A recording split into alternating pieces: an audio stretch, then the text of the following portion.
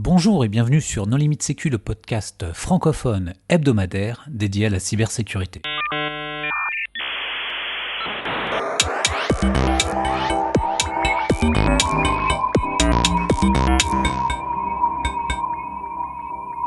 Alors aujourd'hui, nous allons parler des attaques DMA avec Jean-Christophe Delaunay. Bonjour Jean-Christophe. Bonjour.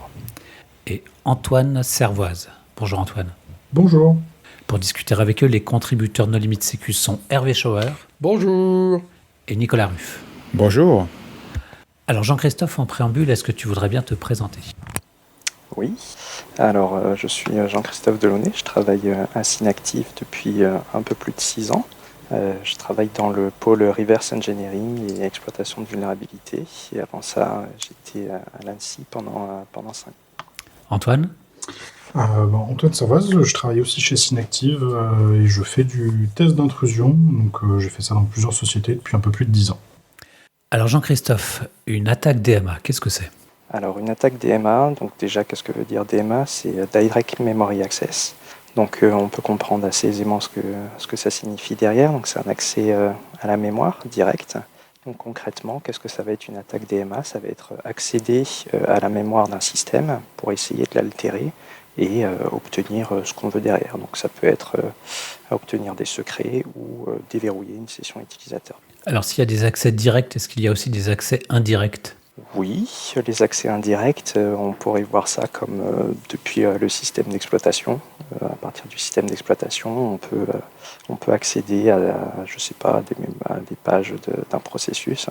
Là, l'idée du direct, dans le Direct Memory Access, c'est qu'on ne passe pas en fait comme le processus standard d'accès à la mémoire via le processeur et puis plein de redirections.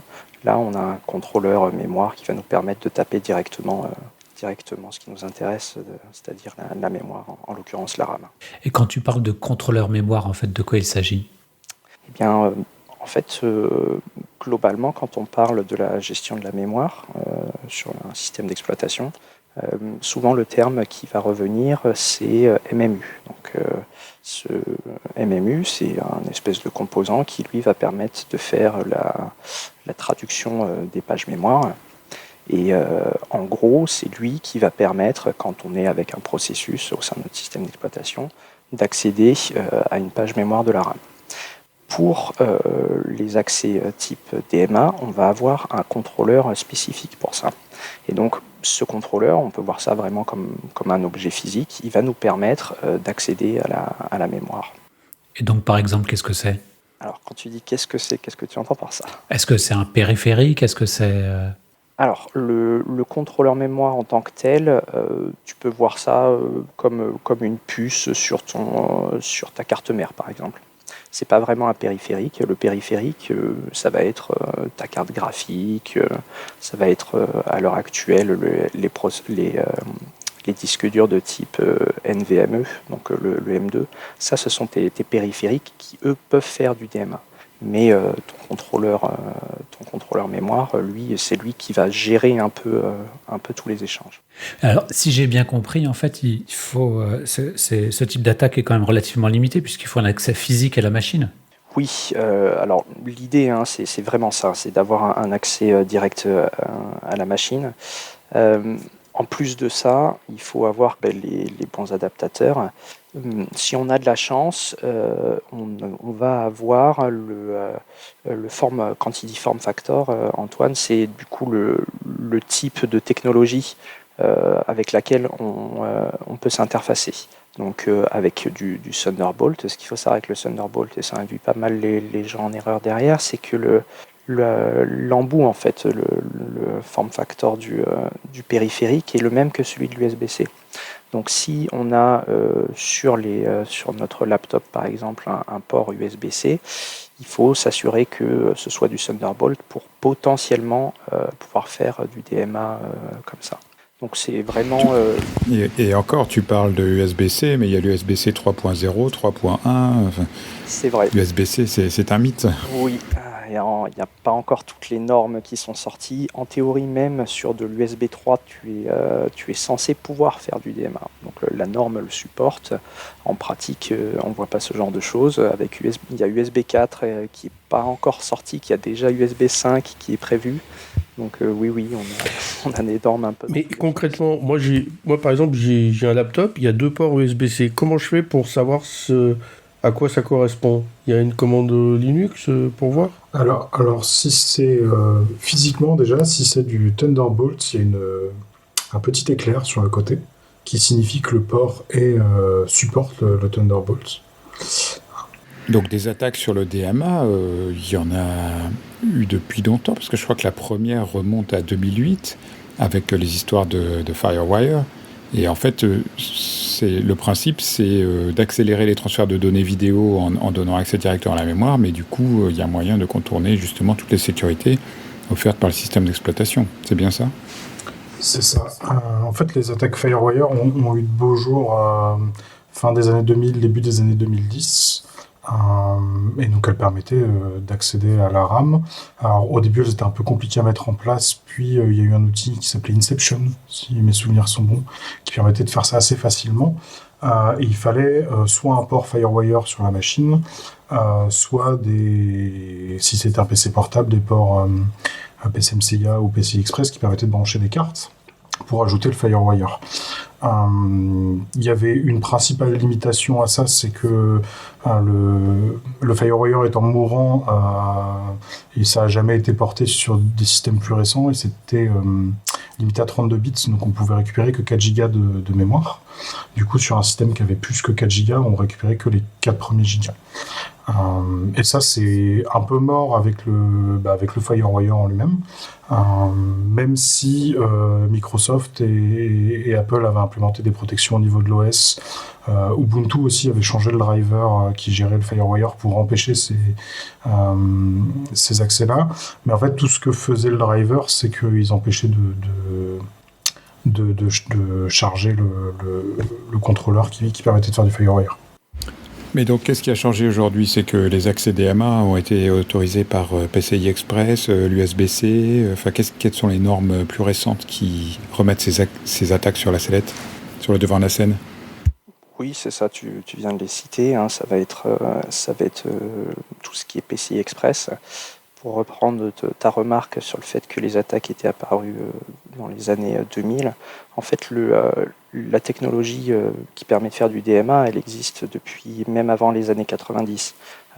Si vous vous rappelez, les vieilles caméras, en fait, elles utilisaient des ports pour faire du DMA, et tu l'as très bien dit.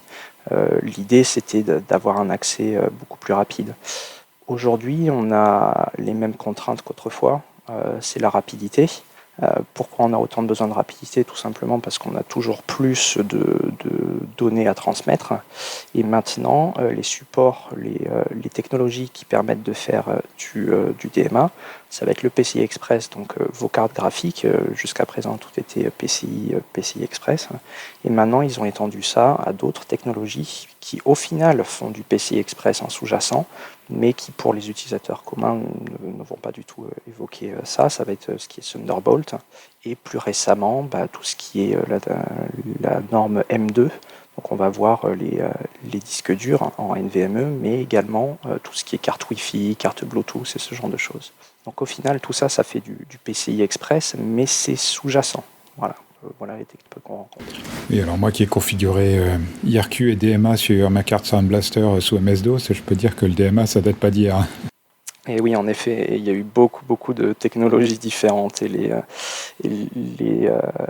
les problèmes de sécurité datent pas d'hier non plus. C'est le fait d'avoir un accès direct à la mémoire. Très rapidement, on s'est rendu compte que c'était un souci, et on peut penser que c'est étrange à l'heure actuelle de parler encore de DMA, vu que c'est connu depuis très longtemps, mais c'est que depuis relativement récemment que les systèmes d'exploitation modernes prennent en compte les différents vecteurs d'accès à la mémoire et tentent de les sécuriser. Alors aujourd'hui, quand on est consultant pentester, qu'est-ce qu'on peut faire comme attaque justement? Enfin, est-ce qu'il faut acheter des cartes FPGA qu'on va brancher sur un bus PCI Express, ou est-ce qu'on peut s'en sortir avec un simple câble USB? Justement, c'est ce qui a changé aussi par rapport au FireWire, c'est pour le FireWire, il fallait juste les câbles et les bons embouts et quelques cartes qu'on pouvait se procurer assez simplement et facilement. Là maintenant, il faut, si c'est du Thunderbolt, on peut se brancher directement sur le Thunderbolt, mais là on va avoir d'autres problèmes.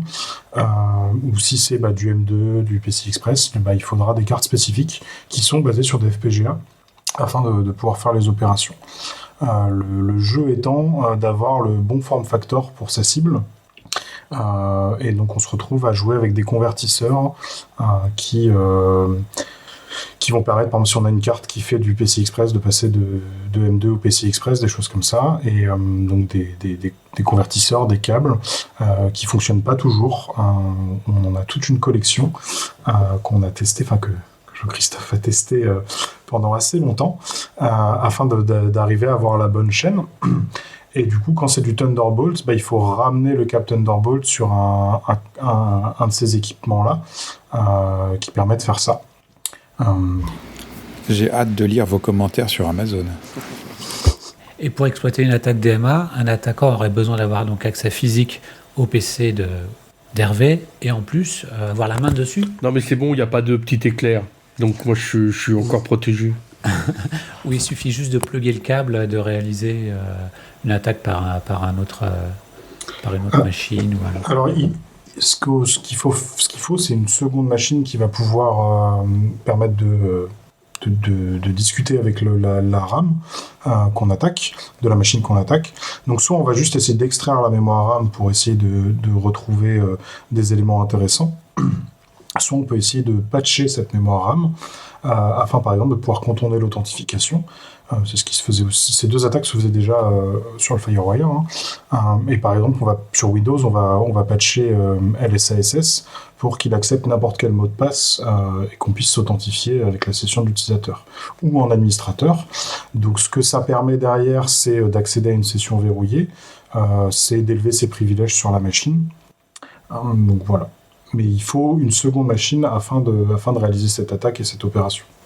Mais alors aujourd'hui, comment tu réalises ça? Parce qu'effectivement, moi j'ai galéré avec les câbles FireWire 400, 800, les mini FireWire, je ne sais plus comment ça s'appelait, les trucs pour se brancher sur les caméras mini DV. Aujourd'hui, qu'est-ce qu'il faut comme matériel et comme logiciel pour réaliser cette attaque? Est-ce que vous avez publié quelque chose, par exemple, qui a juste à faire make configure ou plutôt npm pool ou je sais pas comment on fait aujourd'hui, mais Docker pool? Alors, il faut quand même pas mal d'outils. On a de la chance quand même parce qu'il n'y en a pas énormément non plus. Donc, il n'y a pas trop de chance de se planter sur le type d'outils qu'on va utiliser. Pour reprendre un peu ta question, Johan, et ça va compléter un peu la question de Nicolas. En fait, le DMA en tant que tel, on peut voir ça vraiment comme une porte. Donc, on a un accès DMA, on voit ça comme une porte, mais on peut ouvrir la porte, après, qu'est-ce qu'on en fait derrière? Donc, c'est là, en fait, où va intervenir tout le reste. C'est-à-dire que moi, j'ai mon accès DMA qui est un port, il va falloir que j'exploite cet accès DMA, donc c'est là où je vais brancher un câble, et comme le disait Antoine, je vais utiliser un PC ou autre chose pour pouvoir faire quelque chose avec la mémoire en face. Et pour ça, il faut un ensemble d'outils à la fois matériels et logiciels. Donc il y a deux grands outils, maintenant il y en a plus qu'un, on peut dire, vu que le FireWire est censé être obsolète et plus vu aujourd'hui. Donc celui qu'on est censé utiliser, ça va être PCI Lich, qui est un outil qui est stable, qui existe depuis longtemps. Et donc ça c'est la suite logicielle, et il va falloir avoir du matériel pour pouvoir après aller s'injecter dans la mémoire. Et pour ça, Antoine le spécifiait tout à l'heure, le type de matériel va reposer sur des contrôleurs qui sont globalement utilisés dans les FPGA. Donc au final, c'est acheter une petite carte qui contient tout ce qu'il faut pour pouvoir s'interfacer avec la mémoire. Parce que dans le cas de PCI Lich, donc il y a le terme PCI dans le nom de l'outil, on va discuter en PCI avec notre cible, Et c'est un protocole très spécifique. Vous pouvez imaginer ça un peu comme de l'Ethernet. Si moi je me branche sur une machine distante, je vais envoyer des paquets, des paquets sur mon lien Ethernet. Et donc il faut que je forge ces paquets d'une certaine façon parce que c'est un protocole spécifique. Et bien là c'est pareil pour PCI. Et c'est ce matériel-là qui est en charge de faire ça. Donc on a la partie logicielle qui, elle, va piloter donc le PCI Lich de notre PC à nous qui va attaquer, qui va piloter cette partie matérielle qui, elle, va se charger de transformer tout ça en équivalent Ethernet en des paquets vers notre cible. Et l'analogie Ethernet est plutôt indiquée parce que au final ça ressemble énormément, ce qu'on appelle des TLP en PCI, et c'est vraiment une forme, le protocole ressemble beaucoup à de la structure d'Ethernet avec des paquets encapsulés. Donc TLP pour Transaction Layer Packet, rien à voir avec l'épisode qu'on a enregistré sur TLP Red. Et donc un matériel qui existe un peu sur étagère qui permet de faire ça, qui est lié au PCI Lich, c'est ce qui s'appelle les PCI Screamer. Et il y en a plusieurs qui existent, donc il y a plusieurs générations, et il y a aussi plusieurs ports cibles, donc on peut avoir du PCI Express, sachant qu'il y en a deux, on peut les avoir aussi au format M2, un des formats M2, parce que toute la complexité de ça, c'est que quand on dit format M2, il n'y a pas un seul format M2. Quand vous avez un disque en NVMe, c'est du M2. Quand vous avez une carte Wi-Fi, c'est du M2. Si vous les mettez à côté, c'est pas les mêmes. Ça a la même taille, mais ça se ressemble pas. Et ça se branche pas aux mêmes endroits. Alors je vois effectivement sur le site du projet PCI Lich qu'il y a une dizaine de cartes qui sont supportées et des contributions de l'ANSI dans la partie Verilog. Donc, classique. Aujourd'hui, en termes de contre-mesures, donc la contre-mesure dont on parlait beaucoup à l'époque, c'était IOMMU. Est-ce qu'aujourd'hui, ça a finalement été implémenté dans les systèmes d'exploitation majeurs et que c'est une attaque du passé qui nécessite des drivers vulnérables ou est-ce qu'en fait, c'est un peu passé de mode et du coup, les mitigations, comment on dit en français, les contre-mesures n'ont pas été portées par dans les systèmes d'exploitation les plus récents? Comme je le disais au début, c'est relativement récent en fait que cette problématique de sécurité est vraiment adressée. Tu l'as bien dit, l'IOMMU, c'est ça en fait.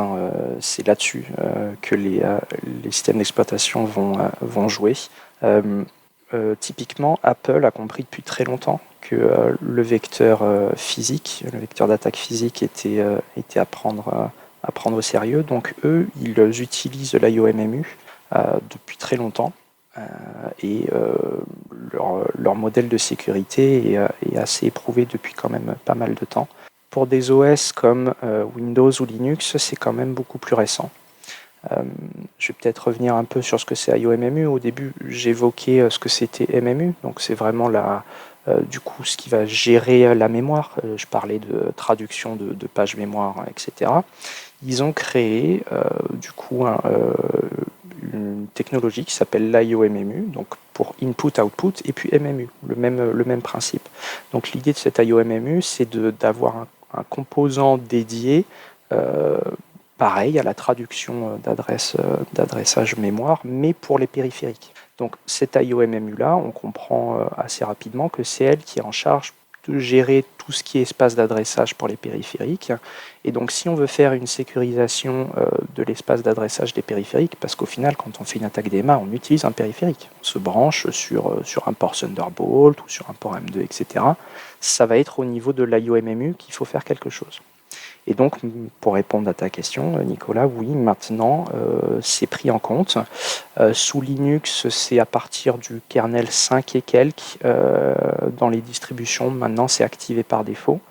Et sous Windows, c'est l'option qui s'appelle kernel DMA Protection. Donc, en français, dans la GUI Windows, ça doit être protection mémoire renforcée ou quelque chose comme ça. Et ce sont des mécanismes qui sont maintenant en place. Oui. Par défaut? Ou c'est une clé de base de registre à les positionner? Alors maintenant, par défaut, avec Windows 11, typiquement, c'est activé. Sous Linux, on va aussi avoir l'activation par défaut de cet IOMMU. Quand on dit activation de l'IOMMU, c'est un peu un abus de langage. L'IOMMU, elle est là depuis très très longtemps. Quand on dit ça, il faut comprendre derrière contrôle d'accès sur l'IOMMU, via l'IOMMU. Donc en gros, c'est avoir une vraie segmentation des espaces d'adressage mémoire. Pourquoi faire une segmentation comme ça? C'est pour éviter qu'un périphérique puisse accéder à la mémoire de mon système et, comme le disait Antoine, compromettre le système distant en récupérant des secrets, ce genre de choses. Donc sous Linux, c'est par défaut, sous Windows aussi, mais pour les deux, il y a des configurations quand même à faire. C'est pas direct et ça nécessite du matériel récent. C'est ça, là où le bas blesse, c'est que même si c'est activé par défaut dans le système d'exploitation, il faut aussi que la fonctionnalité soit activée au niveau du BIOS, ce qui n'est pas toujours le cas par défaut. Et même sur certains types de matériel, ça n'existe même pas dans le BIOS ou l'UEFI. Et donc, d'expérience de terrain, il y a beaucoup de fabricants de machines qui activent ces options, ou c'est des options premium qui sont disponibles que sur certains modèles haut de gamme pour lesquels il faut avoir payé un BIOS plus cher? Alors, je n'ai pas de statistiques. Par contre, ce qu'on constate, ce que j'ai constaté récemment dans les derniers tests que j'ai fait ces derniers mois, c'était que sur tout ce qui est laptop, ordinateur portable, les fonctionnalités sont présentes. Là où elles vont être absentes, c'est plutôt sur du matériel comme des caisses enregistreuses ou des machines de labo, des choses comme ça, où ils ont des fortes contraintes sur le matériel, parce que ce qui compte, c'est que ça marche, que ça dure longtemps, que ça reste allumé longtemps, que ça chauffe. Et ils vont pas forcément passer du temps là-dessus. Et puis on peut aussi comprendre que les attaques DMA sont quand même plus compliquées à réaliser sur une caisse enregistreuse que sur un laptop volé. Donc oui, c'est plus sur des matériels un peu exotiques où on va pas encore les voir, mais ça devrait arriver, je pense. Est-ce que IOMMU est supporté par le chipset, ça vient du Northbridge ou de Southbridge, ou c'est une fonction qui est native du processeur, auquel cas tu l'as peut-être pas sur, je sais pas, des... moi j'avais des Core Duo à l'époque, des processeurs un peu bas de gamme comme ça, qui n'ont pas forcément toutes les features, quoi. Alors si c'est vraiment bien dans ton processeur, tu vas voir ça. En fait, quand tu dis IOMMU, le terme IOMMU, c'est en fait quand tu vas dans ton BIOS, c'est tout ce qui est virtualisation. Quand tu vois sous Intel la technologie VTD, tu vois VTD, en fait tout ce que ça veut dire derrière, c'est que c'est l'IOMMU qui est là. Donc tu vas l'avoir directement avec les propriétés de ton processeur, et sous AMD tu vas avoir l'équivalent qui est AMD VI. C'est un peu un abus de langage de dire que VTD c'est lui qui fait la virtualisation. VTD, donc pour le cas d'Intel, VTD lui c'est vraiment la partie IOMMU. Ce qui va nous permettre après de faire de la virtualisation et ce genre de choses, c'est des instructions de virtualisation. Donc là c'est VTX, donc c'est un peu un mix de tout ça. Quand on parle d'IOMMU, il y a un peu une confusion. Mais ton IOMMU, oui, tu l'as dans ton processeur, et c'est pas inhérent à avant, quand tu avais le Northbridge, Southbridge, qui maintenant sont le contrôleur mémoire, il va être dans ton processeur embarqué directement. Et indépendamment de la gamme du processeur, que ce soit un i3, un i5, i7, i9, Xeon. Oui, maintenant en fait, je pense pas qu'ils fassent encore de processeurs qui ne supportent pas, pour le cas d'Intel, Intel VTD. Donc, si tu vois pas d'Intel VTD, ça veut dire sur un Intel bien sûr, ou AMD VI pour l'équivalent AMD. Si tu vois pas ces instructions-là, ces propriétés-là, ça veut dire que tu n'auras pas d'IOMMU. Mais ça reste très rare aujourd'hui.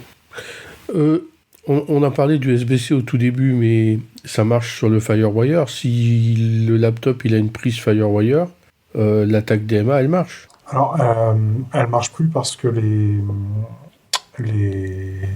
les drivers ne chargent, suite aux attaques DMA suite aux attaques DMA qu'il y avait eu à la sortie de l'outil Inception, c'était beaucoup plus simple de réaliser ces attaques-là, et du coup tous les constructeurs, les éditeurs avaient réagi et avaient mis en place des contre-mesures spécifiques au FireWire. Ok, donc en fait, mais donc si on est à jour, en fait, ça marche pas sur FireWire. Ok. et on peut pas, et si on met et, et si on met un adaptateur USB FireWire, ça marche pas non plus. Non, ça marchera pas parce que Oui, l'adaptateur USB FireWire, l'USB ne permet pas le DMA. Donc, ok. enfin, en tout cas. Antoine, tout à l'heure, tu parlais de caisses enregistreuses. Est-ce qu'il y a des exemples d'attaques DMA qui ont été réalisées sur des machines justement qui ne sont pas des PC? Alors, on en a une qui a été faite sur une enceinte Sonos, il me semble, dans le cadre de la préparation de la compétition Pawn to Own. Des collègues à nous ont fait une attaque DMA sur une enceinte Sonos afin de sortir le firmware de celle-ci et de pouvoir l'analyser et chercher des vulnérabilités dedans. Il y a un blog post sur le blog de Synactive sur ce sujet-là.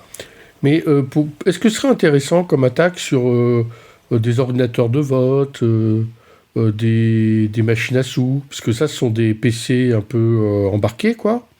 Mais si on atteint les prises, moi je trouve que c'est intéressant, non? Oui, c'est d'ailleurs quelque chose qui continue de se faire, hein, les attaques comme ça. Là, Antoine l'a spécifié, on peut le faire notamment avec l'enceinte, mais en pratique, il n'y a rien qui nous empêche de le faire sur d'autres systèmes. On peut qu'on ait les connectiques. Non, mais ce qui est intéressant, c'est dans un casino, par exemple, si j'accède au port qui va bien, je peux arriver. L'objectif de la machine à sous, c'est de gagner à tous les coups. Bon, c'est un peu compliqué en piratant par des DMA, mais si on a le logiciel et tout, qu'on peut faire des tests chez soi, c'est envisageable, quoi. Oui, alors. Parce que là, on gagne des sous, ça me semble vachement plus intéressant, quoi. Après, si tu peux ouvrir la machine, tu peux prendre les jetons directement dedans. Ah non. Là, je me dis, j'accède juste au port. Je casse pas la machine. Ce que je veux dire, c'est, dans un casino, tu as beaucoup de caméras, donc il faut faire preuve de discrétion. D'accord ? Alors, là où il faut faire attention, c'est que donc il y a les ports Thunderbolt maintenant qui permettent de faire ça. Par contre, tous les autres ports qu'on a cités, c'est des ports qui seront à l'intérieur de la machine. Donc il faut littéralement l'ouvrir. Donc quand on fait une attaque sur quand on parlait de port M2, c'est la carte, c'est le port. La carte Wi-Fi. Je rêvais une fois de plus. Non, et puis pour ajouter quelque chose, depuis le début, on parle beaucoup du principe de DMA, d'accéder directement à la mémoire pour le modifier. Ça paraît être un peu facile comme ça, mais en pratique, il y a quand même pas mal de contre-mesures, comme Nicolas l'évoquait tout à l'heure. En pratique, quand on a un port Thunderbolt de base, la configuration par défaut du Thunderbolt, on ne pourra pas faire de DMA derrière. Donc là, c'est des sujets qu'on n'a pas abordés jusqu'à présent, mais on a juste abordé les liens physiques une fois qu'ils sont établis. Mais avant d'avoir ce lien physique à la mémoire, il y a quand même une couche logicielle qui vient nous empêcher de faire ce genre de choses. Donc ce que tu es en train de dire, c'est que ça ne marche pas à tous les coups. Et qu'est-ce qui fait que ça va marcher ou pas, par exemple? C'est le fait d'avoir activé un périphérique, enfin une webcam ou un truc comme ça qui va activer l'utilisation du DMA, ou c'est un réglage de Windows, c'est un réglage du BIOS? C'est plein de choses. C'est tout ce que tu viens de dire.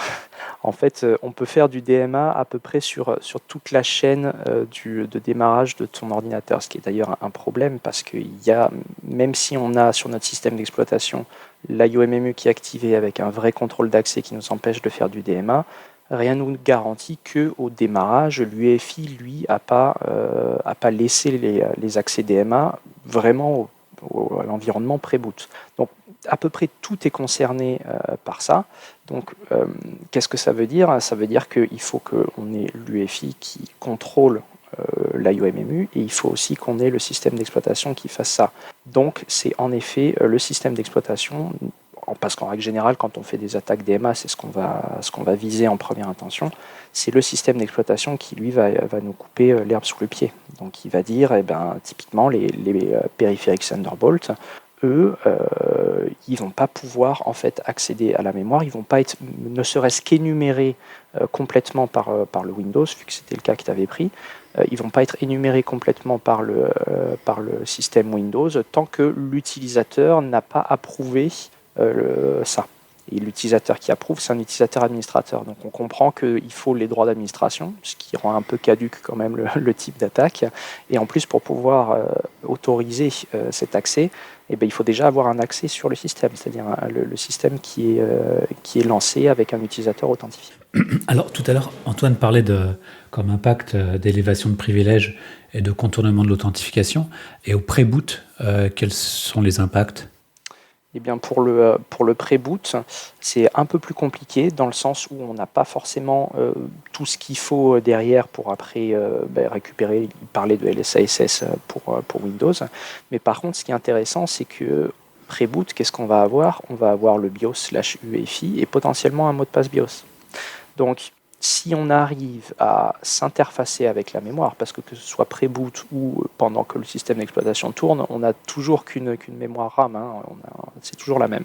Donc si pendant l'environnement de démarrage en pré-boot, on arrive à s'interfacer avec la mémoire et l'altérer, on peut imaginer qu'on va enlever le mot de passe BIOS ou modifier une option dans le BIOS qui pourrait être... je ne sais pas, sous Linux, désactiver les options de virtualisation, donc le VTD. Et sans IOMMU, ça risque pas trop de fonctionner derrière la protection contre le DMA. Voilà, on peut imaginer plein de choses comme ça, mais mettre en place ce genre d'attaque, alors réussir à dumper la mémoire, ça ne sera pas forcément un problème. Par contre, il faut être en mesure de l'altérer derrière et de façon intelligible pour nous, c'est-à-dire de savoir trouver les structures, pouvoir modifier le mot de passe, etc. Et ça va être inhérent au constructeur. Donc on va prendre HP par exemple, ou n'importe quel constructeur en fait. Ils vont avoir un UEFI qu'ils ont implémenté, donc ça veut dire qu'il faudrait extraire toutes les informations de la RAM, donc ça, ok, entre guillemets, c'est pas trop un problème.